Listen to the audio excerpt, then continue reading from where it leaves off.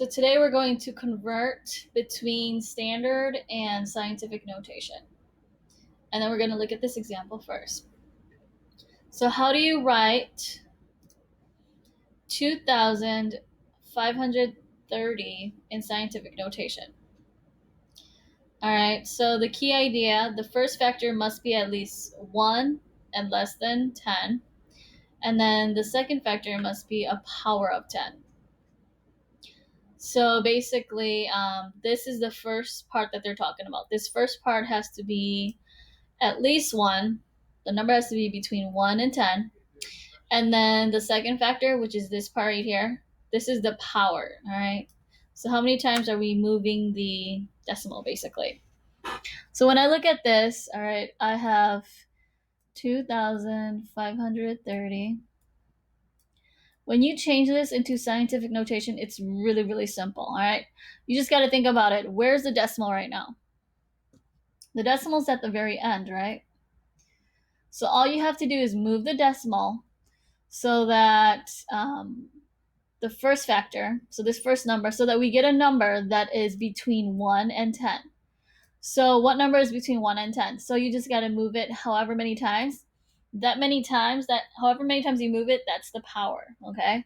So in this situation, if I move it once to the left, all right, I have 253, and that's still too much. That's greater than 10. If I move it another time, I have 25 now. All right, this kind of looks like 25.3, or it is 25.3. So basically 25.3 is larger than 10. We don't want that, all right? So we're gonna move it one more time, and now we have 2.53.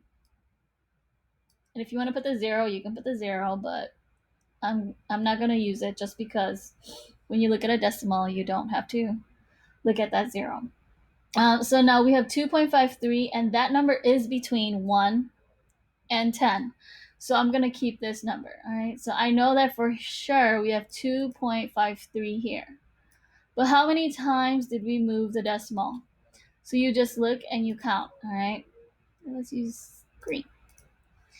So I moved it 1, 2, 3 times. So that means it's going to be 10 to the third power. And that's it, all right? So look at how many decimal points you're moving it. That's the power you're putting the 10 at. And then remember that this first factor, this first number that you have here, it has to be a number that's between 1 and 10. Any questions?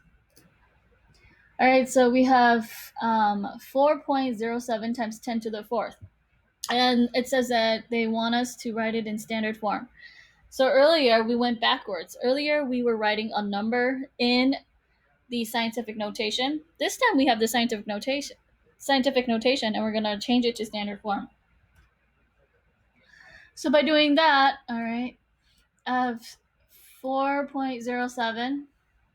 Just look at the power. That's how many times you're going to move the decimal. All right.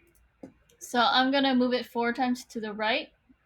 1, 2, 3, 4. All right, and then that's my answer.